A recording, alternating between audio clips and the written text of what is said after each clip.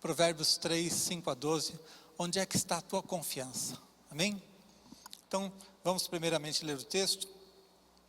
Provérbios 3, 5 ao 12 diz: confia no Senhor de todo o teu coração, não te estribes no teu próprio entendimento.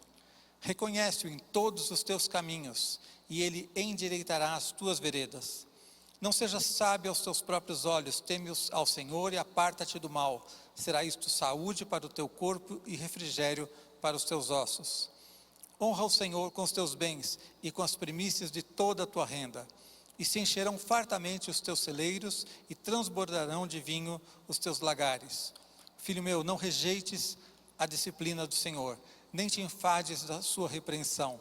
Porque o Senhor repreende a quem ama, assim como o pai ao filho a quem quer bem. Amém? Esse texto nos fala da confiança que nós precisamos ter em Deus. Ele aparentemente é uma coleção de vários versículos falando de princípios de sabedoria, e talvez você não veja de imediato o tema que está por trás de tudo. Mas em cada versículo, embora ele vá mudando de assunto, ele está falando sobre a vida da pessoa que confia plenamente em Deus na sua direção. Amém? E essa é uma das marcas, uma das características que nós precisamos ter, porque nós vamos ser muito abençoados e vamos também experimentar a plenitude do que Deus tem para nós. Nós estamos diante de um novo ano, daqui a pouco começamos um novo ano. Como é que vai ser o próximo ano? Eu não posso te garantir. Eu desejo a vocês um feliz ano novo, amém? Desejo que você tenha um ano muito abençoado. Mas é preciso que você tenha um ano abençoado a despeito do que venha por aí. Eu espero que seja um ano muito melhor do que esse. Até porque para ser muito melhor do que esse não precisa ser grande coisa. Qualquer coisa vai ser muito melhor do que esse. A gente percebe que existem oscilações, não é? É lógico que na vida de cada um isso é diferente. Eu achei o ano de 2018 muito pesado, achei o ano de 2019 muito abençoado, muito tranquilo, muito bom para mim, e o ano de 2020 voltou a trazer dificuldades. Enfim, a vida oscila. Eu não posso garantir a você como é que vai ser o próximo ano, mas eu quero mostrar para você, baseado nesse texto, que se você tiver uma postura confiante em Deus, uma confiança plena em todas as áreas da sua vida, não vai fazer tanta diferença o que é que vai vir por aí, porque é a sua confiança em Deus que vai te dar força, vai te dar a vitória, vai fazer com que você esteja preparado para ter um feliz ano novo. O feliz ano novo não vai depender tanto daquilo que vier de fora, vai depender principalmente daquilo que está no teu coração, amém? Eu me lembro que quando eu me converti, eu não conhecia nada do Evangelho, eu tinha 17 anos, e cheguei na igreja a primeira vez para visitar, não sabia nada do que era Evangelho, mas eu vi algumas pessoas que eu olhava para elas e percebia algo muito diferente. Foi a primeira coisa que me chamou a atenção para que eu continuasse na igreja e ouvisse o Evangelho, e então eu fui compreendendo o que é que Jesus podia fazer na minha vida. Mas o que é que eu via naquelas vidas? Uma experiência tão forte com Jesus, que fazia com que eles tivessem confiança e tivessem paz em qualquer circunstância. Eu me lembro que a primeira pessoa que me chamou a atenção sobre isso era alguém que estava desempregado. E ele tinha uma paz, uma tranquilidade que não é normal de quem está desempregado, gente. A gente fica mais aflito, mais preocupado. Ele tinha uma paz que ele transpirava essa paz. A comunhão que ele tinha com Deus, o relacionamento vivo com Deus, não era uma religiosidade, não era um ritual, era uma experiência viva com Deus que fazia com que ele tivesse confiança em qualquer circunstância. Eu me lembro, já citei algumas vezes aqui, também quando eu fui, por exemplo, visitar a irmã Cacilda, uma irmã nossa muito abençoada, já faleceu, já está com o Senhor, mas há algum tempo ela teve um câncer, e quando eu fui visitá-la, eu tive que ficar esperando na porta, enquanto ela orava por outras pessoas. Ela tinha uma experiência com Deus tão forte, tão verdadeira, que as pessoas iam buscá-la, pedir oração para ela. E quando ela estava doente, as pessoas continuavam indo pedir oração para ela. E eu fui lá visitá-la, para orar por ela. Mas eu tive que ficar esperando enquanto ela estava orando pelos outros, para depois eu poder orar por ela. E quando eu perguntei para ela como é que ela estava, ela disse assim: melhor só no céu.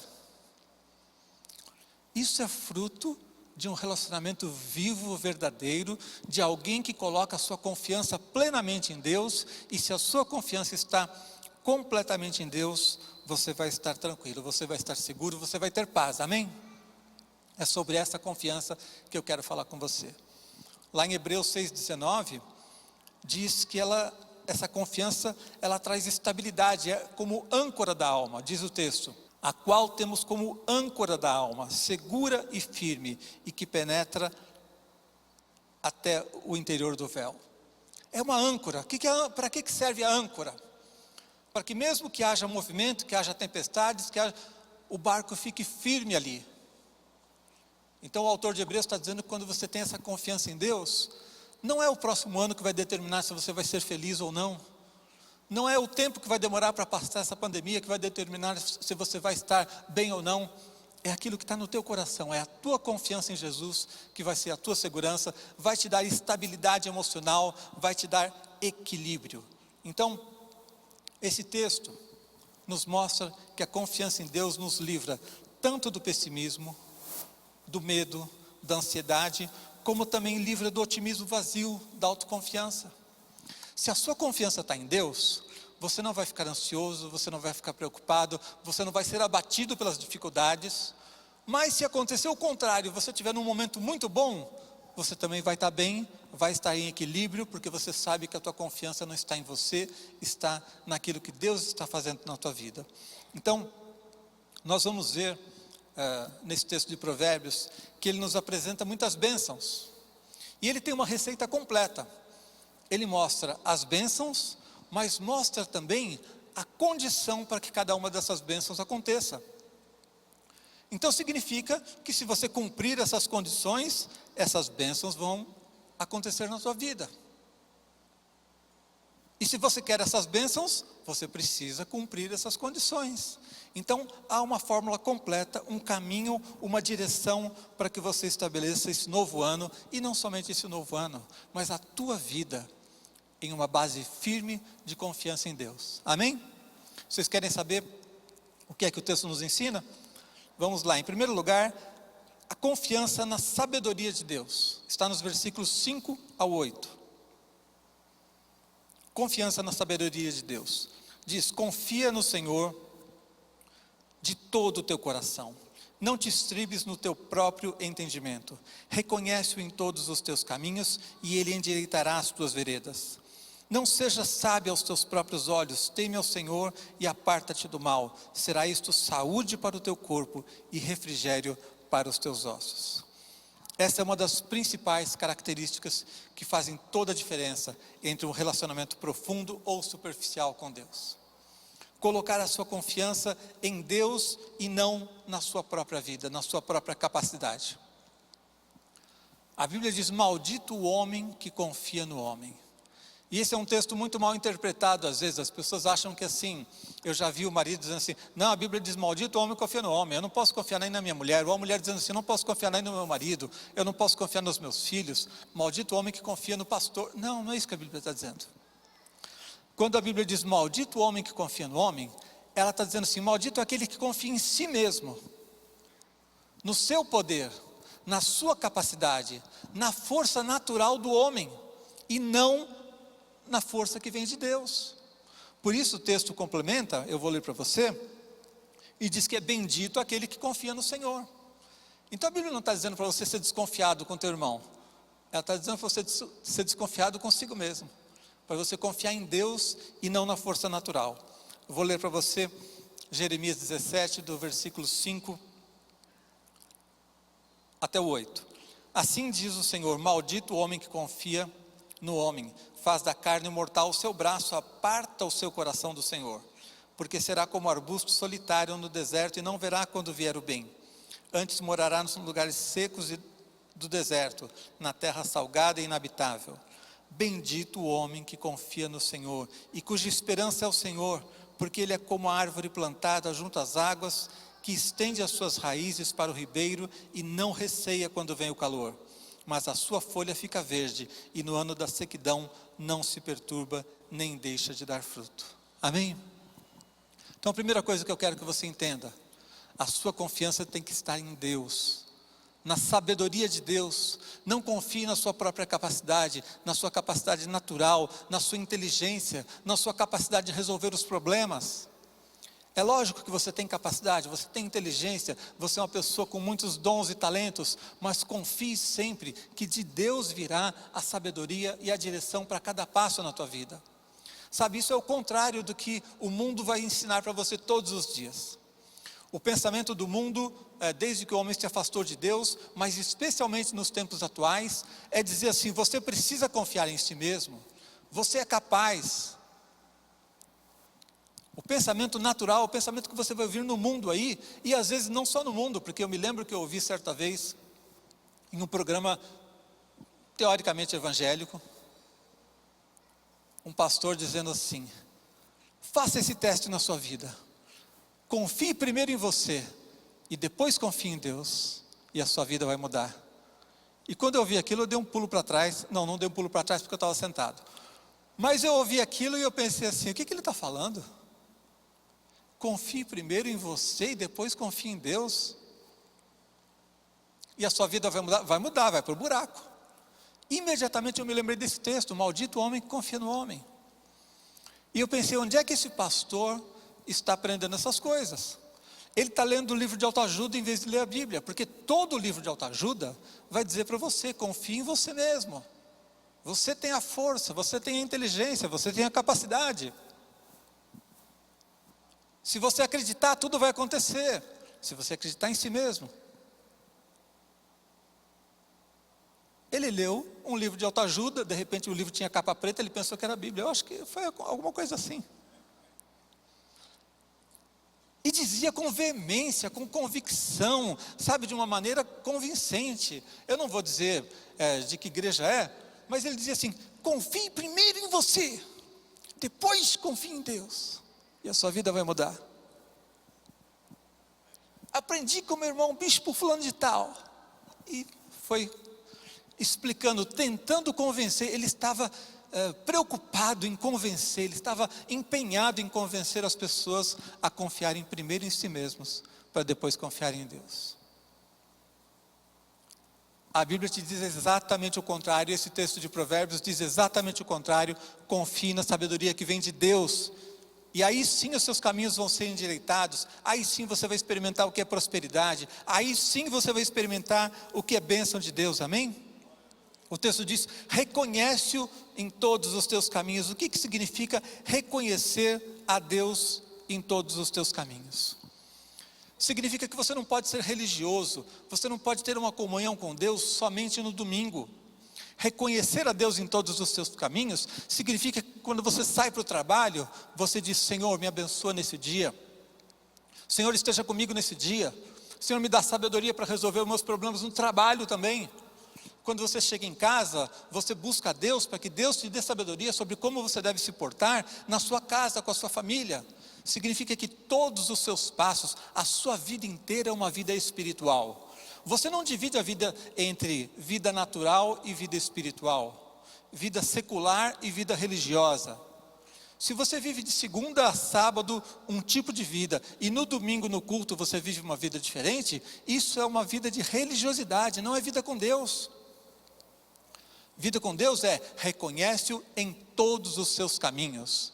Você é um empresário, os seus negócios têm que ser regidos pela vontade de Deus, pela palavra de Deus, pela sabedoria que vem de Deus. Você é um estudante, a sua vida tem que ser dirigida, fundamentada nos princípios da palavra de Deus. Reconhece-o em todos os teus caminhos. Quando você faz isso, você vai ter humildade na prosperidade e confiança nos momentos difíceis. Porque nos momentos difíceis você sabe que de Deus vai vir a direção. Deus vai te dar sabedoria para resolver os problemas. Deus vai te dar sabedoria para resolver, para superar um ano difícil. Mas quando você estiver prosperando, você vai ter humildade para dizer assim: Deus está comigo e Ele me deu a vitória. Amém? Então, confiar primeiramente na sabedoria de Deus. Nós não podemos ter uma vida religiosa, uma vida em que no domingo pensamos de um jeito, no domingo buscamos a Deus e durante a semana vivemos uma vida totalmente diferente. Não podemos separar a vida entre o natural e o espiritual. O texto ainda diz: teme ao Senhor e aparta-te do mal. Temer a Deus é apartar-se do mal. Significa que uma pessoa que busca a sabedoria de Deus, que confia na sabedoria de Deus, ele vai se afastar do mal. Ele vai se afastar do pecado. Os seus caminhos vão ser corrigidos por essa atitude de confiar na sabedoria que vem de Deus. Amém? Então, qual é a bênção que nós aprendemos nesse ponto? Que Deus quer endireitar o nosso caminho, trazer bênção sobre a nossa vida, trazer saúde. Diz lá, será saúde para os teus ossos. Hoje se fala muito, há muito tempo, e cada vez mais a ciência comprova, a medicina comprova, que muitas das doenças que nós sofremos vêm do sentimento de angústia, dos sentimentos interiores que nós temos, da ansiedade, da preocupação. E o texto está dizendo que se eu confiar na sabedoria de Deus, eu vou ter paz. E essa paz vai trazer saúde para a tua vida. Então essa é a bênção. Mas qual é o princípio que eu tenho aqui? Confiar em Deus em todos os momentos da minha vida. 100% da minha vida. É uma confiança profunda, intensa e é ampla. É para todas as áreas da vida. Buscar a sabedoria de Deus em todas as áreas da minha vida. Amém? A segunda confiança que o texto nos mostra é que nós precisamos confiar na provisão de Deus. Veja o versículo 9 e 10. Honra o Senhor com os teus bens e com as primícias de toda a tua renda, e se encherão fartamente os teus celeiros e transbordarão de vinho os teus lagares. A princípio isso aqui pode parecer fora do contexto. Por que de repente ele começou a falar sobre oferta? O que é que tem a ver ofertar ao Senhor? Mais uma vez, ele está falando sobre confiança em Deus, sobre aquele tipo de vida em que a pessoa sabe que tudo está nas mãos de Deus. E quem tem essa confiança pode ofertar, pode dizimar, porque sabe que a sua vida depende exclusivamente da bênção de Deus. Então não existe nada que demonstre mais o tipo de relacionamento que você tem com Deus do que a maneira como você lida com as finanças. É muito bom levantar as mãos e adorar ao Senhor, mas isso não demonstra muita coisa sobre você, porque quando a gente está aqui no momento de louvor, todo mundo levanta as mãos. A maneira como você lida com as finanças, a maneira como você lida com o seu dinheiro, é um grande sinal do tipo de fé que você tem em Deus. Porque se você não tiver fé, se você não tiver confiança de que a sua provisão vem de Deus, vai doer muito ofertar qualquer coisa a Deus. Vai doer muito compartilhar com o outro. A mensagem dos nossos dias, mais uma vez, é que você tem que ter cada vez mais. O mundo te estimula, dentro de uma visão consumista, a querer sempre mais, e você sempre precisa de algo mais, e você precisa de algo novo para poder continuar feliz, você precisa trocar o seu celular, o seu carro, a sua casa, você precisa mais. Em nenhum lugar vão te dizer que doando você vai ser mais feliz, ou que doando você vai ser mais próspero, mas a Bíblia está dizendo exatamente isso, que aquele que doa é próspero. O texto diz: honra o Senhor com os teus bens e com as primícias de toda a tua renda. E aí o versículo 10 é uma promessa de prosperidade. E se fartarão, se encherão fartamente os teus celeiros e transbordarão de vinho os teus lagares. A Bíblia está dizendo que se você der mais, você vai ter mais. Isso é absolutamente diferente da lógica do mundo. A lógica do mundo é: quanto mais eu guardar, quanto mais para mim, melhor. E Deus está nos ensinando que se a minha confiança está na provisão de Deus, eu posso ofertar, porque quem me deu tem mais para dar. Amém? E se eu compartilho, se eu oferto, seja na igreja, seja para abençoar a vida de alguém, eu não vou ter menos. Isso é totalmente diferente da lógica humana. Na lógica humana, eu só quero multiplicar ou somar. E Deus está dizendo que se você der, você vai ter mais. Porque é do Senhor que vem a prosperidade. É dele que vem a prosperidade na tua vida. Então, não existe nada que demonstre tão claramente se a nossa confiança está em Deus, e também não existe nada que tenha tanto poder para abalar essa estabilidade quando nós não confiamos de verdade. Se a sua confiança em Deus depende dos momentos bons, dos momentos em que você está prosperando, quando você tiver qualquer dificuldade, você vai ficar muito abalado. Então veja mais uma vez, em todos os pontos você vai perceber que a confiança em Deus traz equilíbrio, traz paz. Se eu confio que a minha prosperidade vem de Deus, nos momentos difíceis eu não serei abalado.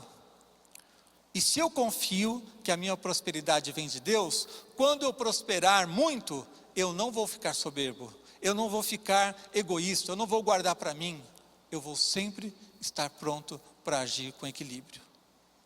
A pessoa que não tem esse equilíbrio, não tem essa confiança, ele fica aflito nos momentos difíceis e fica soberbo quando prospera. Mais uma vez, é um princípio que traz equilíbrio nas nossas vidas. O texto diz, honra ao Senhor. Honra ao Senhor. Ele não começa dizendo assim, dê a sua oferta, dê o seu dízimo. Ele diz, honre ao Senhor. Esse princípio de confiar na provisão de Deus, honra a Deus. Você está dizendo que aquilo que você tem não veio da sua capacidade natural. Você está reconhecendo a bênção de Deus sobre a tua vida.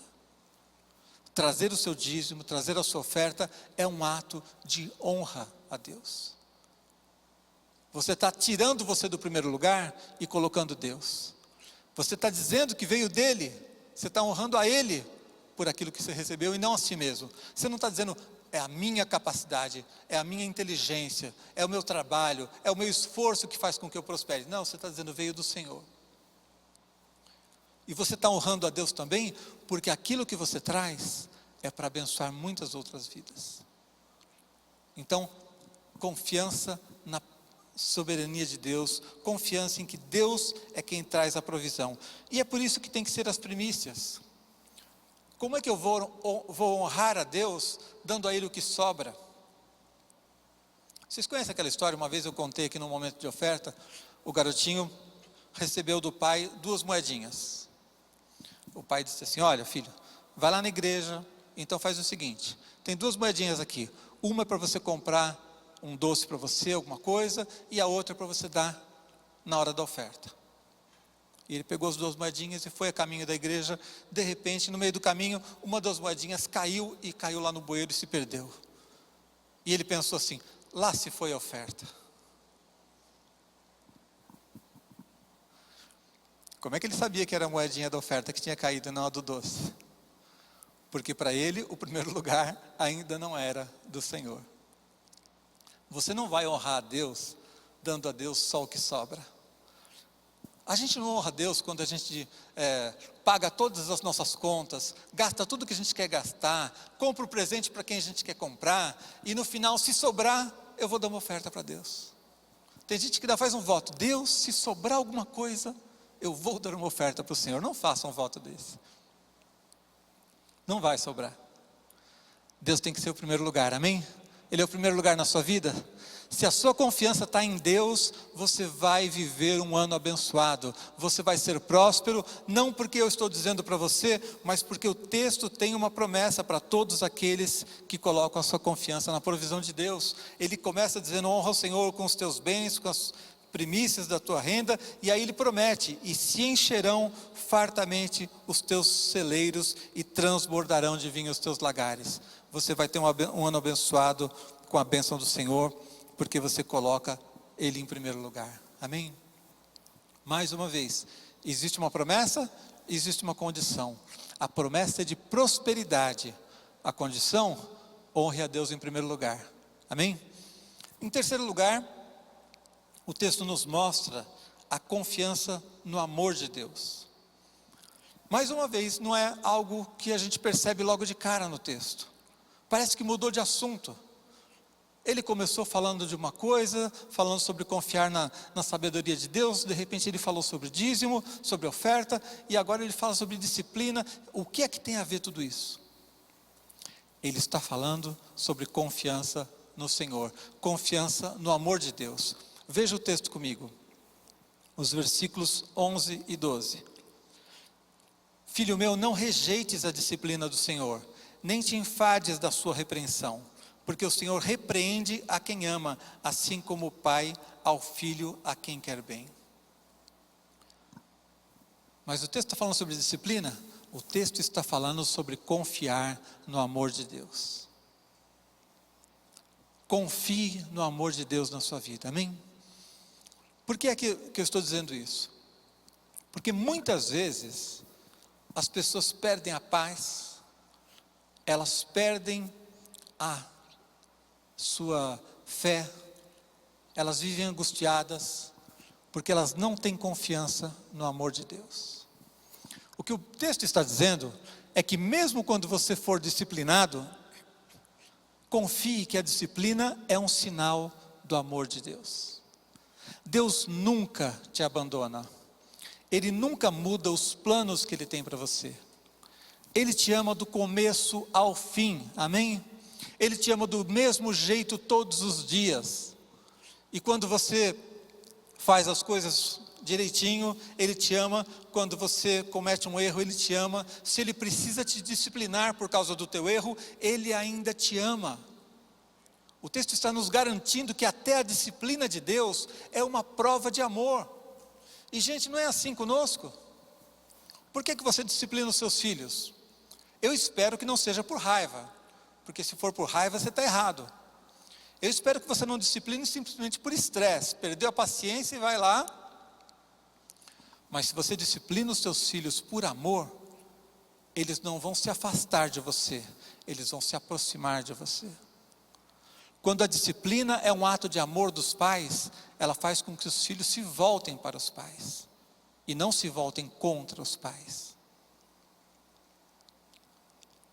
Com Deus é exatamente assim. Quando Deus nos disciplina e nós cremos no seu amor, nós nos voltamos para Ele e não contra Ele. Vocês podem se lembrar da diferença que aconteceu entre Pedro e Judas. Judas errou, pecou e se afastou de Jesus. Pedro pecou, mas ele se aproximou de Jesus. Ele ouviu a voz de Jesus e se aproximou dele. Você pode fazer isso também, entender o amor de Deus em todo o tempo. Nunca pensar que Deus está virando as costas para você. Eu quero frisar esse ponto para você, porque eu tenho percebido que há muitas pessoas confusas hoje em dia por causa disso. Porque nós somos imperfeitos, sim ou não? Ou só os perfeitos vieram para o culto hoje? São imperfeitos como eu? Se nós somos imperfeitos e vivemos num mundo imperfeito, num mundo manchado pelo pecado, significa que o nosso caminho não vai ser perfeito. E quando o nosso caminho não é perfeito, nós precisamos saber como é que Deus lida com isso. E Deus lida com amor. Ainda quando te puxa a orelha, ainda quando te disciplina. Eu vou explicar para você melhor isso. Eu tenho visto muito, nesse momento, muitas pessoas estão nos assistindo pela internet. E muitos verão essa mensagem depois. Muitas pessoas têm seguido o apóstolo Lamartine nas redes sociais, já há mais de 1 milhão de pessoas. E muitos deles eu noto que são pessoas ainda bem novas na fé.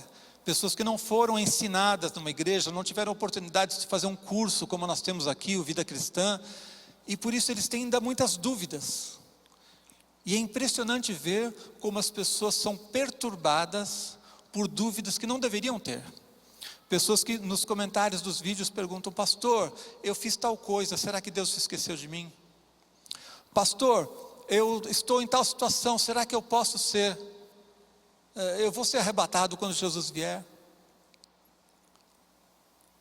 Pastor, eu sou casado, mas ainda não fiz os documentos, não estou legalmente casado, será que Deus está me disciplinando? As pessoas passam por uma enfermidade e a primeira coisa que elas se perguntam é: qual foi o pecado que eu cometi? Por que Deus está me castigando com isso? Elas não conseguem ver o amor de Deus no seu dia a dia. Elas pensam que Deus vai amá-las somente quando elas estiverem vivendo uma vida plena, perfeita, livre de qualquer tipo de pecado. Isso só vai acontecer na eternidade. De jeito nenhum eu estou estimulando você a viver uma vida de pecado, porque a Bíblia diz para a gente fazer exatamente o contrário. Ela diz: reconhece em todos os seus caminhos, diz: aparte-se do mal. É claro que você não deve ceder ao pecado. Mas nós somos imperfeitos e precisamos saber que na nossa imperfeição, Deus continua nos amando. Ele nos amou quando nós estávamos nas trevas, gente. Jesus morreu por nós quando nós éramos pecadores, totalmente separados de Deus. Então você precisa saber que Deus te ama e reconhecer o amor de Deus, mesmo na disciplina. Se aproximar de Deus quando as coisas estiverem erradas e não fugir de Deus. Eu já vi pessoas que quando estão passando por um problema dizem: eu não vou na igreja. Elas se sentem impuras, se sentem hipócritas se forem lá louvar a Deus e dizem assim: eu vou ficar em casa, eu não vou buscar Deus porque minha vida não está reta. É quando você não está bem é que você precisa buscar mais ainda, em vez de se afastar.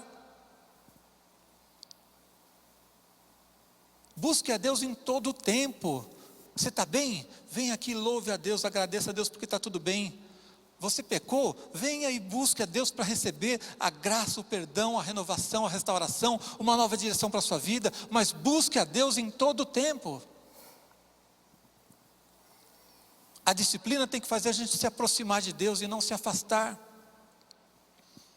Eu vou contar uma das historinhas. Minhas filhas já cresceram, quando elas eram pequenas eu gostava mais de contar historinhas de casa, mas eu vou contar uma historinha que aconteceu quando uma das minhas filhas era pequena. Eu não vou dizer o nome dela, tá? Porque eu tenho duas, então vocês não vão saber quem é. Mas eu disse para ela assim: Lígia.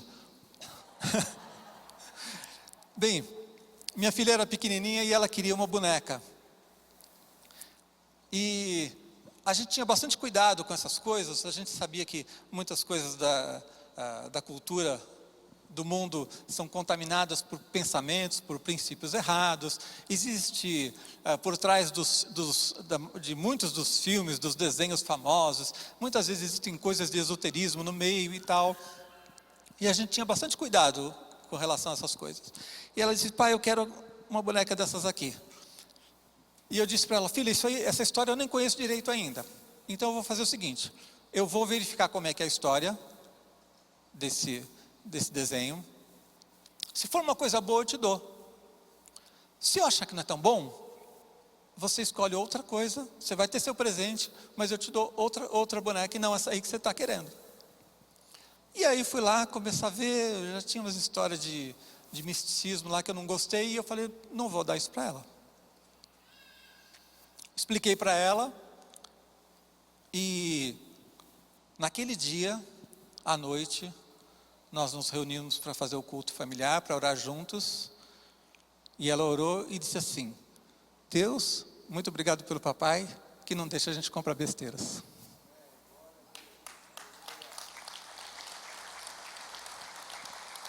Daquele tamanho, é natural que a criança quer e acabou, e tenha dificuldade de entender as coisas. Ela agradeceu a Deus, porque eu não deixei ela comprar algo que não era bom. E quando Deus disser não para você, é porque não é bom para você. E se tiver algo errado na sua vida e Deus te apertar um pouco para você perceber aquele erro e voltar atrás, é bom para você.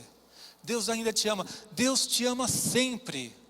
Deus te ama quando te disciplina. Deus te ama quando Ele puxa a orelha pesado. E Ele sabe puxar pesado. Ele sabe torcer a orelha da gente quando precisar. Mas é tudo fruto do amor de Deus. Eu preciso confiar plenamente no amor de Deus para andar com Ele. Se você não confiar plenamente no amor de Deus, como é que você vai enfrentar um novo ano e ter alegria, ter convicção, ter esperança? Como é que você vai ter fé na hora de orar? Se você achar que Deus é seu inimigo, que Deus está contra você por causa do seu erro, Deus não está contra você, Ele é contra o seu erro. E Ele vai fazer de tudo para você se livrar dele, para você voltar para o caminho certo.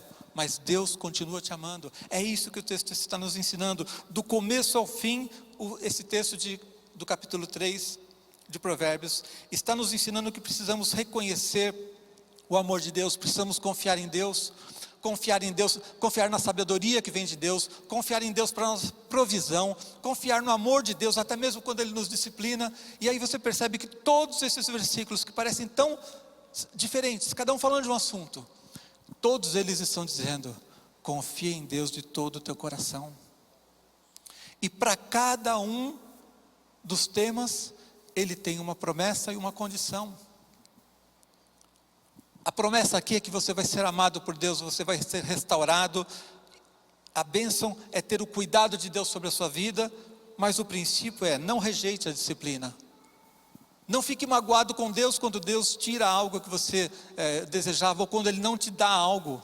Porque se Deus estiver tirando algo da sua vida, é porque é bom para você que aquilo seja tirado. Confie plenamente em Deus, Ele sabe o que faz e Ele te ama em todo o tempo. Amém? Então eu quero fazer um desafio a você nessa manhã. Vamos aproveitar que nós estamos chegando ao final de um ano. É o momento em que a gente faz reflexões, é o momento em que a gente para pensar um pouquinho em tudo que passou e projetar coisas novas. Mas a gente não pode projetar um ano novo baseado em bobagens, em um otimismo vazio. Vai ser um ano novo abençoado, sim, porque a bênção de Deus está sobre a minha vida, amém? Vai ser um ano novo, diferente, porque eu creio na bênção de Deus sobre a minha vida. E pode ser que, do ponto de vista da economia, da pandemia, da saúde, etc., pode ser que seja um ano muito melhor do que esse, ou pode não ser. De qualquer maneira, se eu estiver com a minha confiança plenamente em Deus, com um relacionamento profundo com Deus, em que eu sei que tudo vem dEle, a inteligência, a capacidade, a sabedoria vem dEle, a provisão vem dEle, o amor vem dEle também, mesmo quando eu preciso de disciplina, sempre tudo depende dEle. E é o meu relacionamento com Deus que me dá estabilidade, equilíbrio, paz. Aí vai dar tudo bem. Você vai estar preparado para enfrentar um novo ano. Você não vai viver com temor, você não vai viver angustiado. Você vai ter a paz que excede todo o entendimento sobre a tua vida, amém? Então eu quero que você ore nesse momento. Queria que você baixasse sua cabeça. Eu creio que aqui a maioria ou todos talvez já tenham feito uma oração de entrega a Jesus. Mas se alguém não fez isso ainda, esse é o momento em que você pode fazer isso. As pessoas que estão me vendo pela internet, esse é o momento em que você pode entregar sua vida a Jesus. Todas essas bênçãos que nós vimos no texto, elas são fruto de alguém que já tem um relacionamento com Jesus. E você precisa ter esse relacionamento. Se você ainda não entregou a sua vida a Jesus, se você ainda não chegou ao ponto de tomar uma decisão e dizer assim: Jesus, eu quero que o Senhor entre na minha vida, eu quero que o Senhor entre no meu coração, eu quero que o Senhor perdoe os meus pecados, eu quero ser um servo teu, eu quero Jesus na minha vida. Se você nunca fez uma oração confessando Jesus como seu Senhor e seu Salvador, você precisa fazer isso. E eu quero que você faça isso nesse momento. Eu quero orar junto com você. Se há alguém aqui que quer fazer essa oração hoje, levante a sua mão para que eu ore pela sua vida. Se você quer entregar a sua vida a Jesus, levante bem alto a sua mão se você estiver fazendo essa entrega. Glória a Deus pela sua vida. Eu estou vendo você ali atrás. Glória a Deus. Há alguém mais? Alguém mais que hoje quer entregar seu coração a Jesus, quer fazer uma aliança com Jesus e enfrentar a vida não mais sozinho, mas sabendo que Jesus está em você, que Ele é o teu Senhor, o teu Salvador. Há alguém mais que quer hoje fazer uma entrega da sua vida a Jesus? Glória a Deus pela sua vida também. Deus o abençoe. Pode aplaudir. Vamos exaltar o nome de Jesus. Você que está me vendo pela internet, ou você que talvez vá ver no futuro esse vídeo, não ao vivo, você pode também entregar seu coração a Jesus. Você pode fazer uma oração e dizer: Jesus, entra no meu coração, entra na minha vida. Eu reconheço que sou pecador, eu preciso do Senhor, e Jesus vai transformar a tua vida. Eu quero orar nesse momento. Senhor, abençoa essas vidas, Pai. Entra de fato nesses corações, que o teu Espírito seja derramado agora, Senhor. O teu Espírito seja derramado sobre essas vidas, Pai. Os seus pecados perdoados, Senhor. Muito obrigado, porque ao fazer um simples gesto de levantar a sua mão, eles estão dizendo: eu creio, eu quero o Senhor na minha vida, eu quero que o Senhor entre no meu coração. Senhor, muito obrigado, porque essas pessoas vão ter a partir de hoje uma vida transformada, renovada, a tua presença, ó Deus, guiando e a cada dia transformando as suas vidas, Pai. Muito obrigado no nome de Jesus. Eu quero orar pela tua vida também. Eu quero fazer um convite a você. Talvez você perceba, refletindo sobre essa palavra, recebendo essa palavra, talvez Deus tenha falado no seu coração sobre áreas que você ainda não consagrou a Deus. Sabe quando o texto diz: reconhece-o em todos os teus caminhos? É andar com Jesus em todos os dias, é nos negócios, é em casa, é em tudo que a gente faz. Confiar em Deus na questão financeira, como isso é difícil para muita gente, para a maioria das pessoas. Se libertar das amarras que muitas vezes a vida financeira traz sobre a nossa vida. Confiar em Deus plenamente, honrar a Deus. Quantas pessoas, talvez como aqueles que eu citei, estão angustiadas porque não confiam no amor de Deus. Quando passam por uma luta, estão se sentindo culpados, acusados pelo diabo e não conseguem reagir e confessar o amor de Jesus sobre a sua vida. Talvez alguns de nós estejamos ainda vendo Deus lá em cima, com raiva da gente, querendo nos destruir. Se Ele quisesse te destruir, você não estava mais aqui. Ele te ama, Ele quer restaurar a tua vida, Ele quer te abençoar. O amor de Jesus está sempre sobre a tua vida. Então eu quero convidar você a refletir hoje, a aproveitar esse momento para lançar novos desafios para si mesmo, a sair daqui com uma visão mais sólida, mais profunda, e com essa visão a gente tem um ano novo muito mais abençoado. Eu queria que você orasse. Se você puder, vamos nos ajoelhar por um instante. Fale com Deus. Eu vou te dar uns minutos para você falar com Ele, só você e Ele.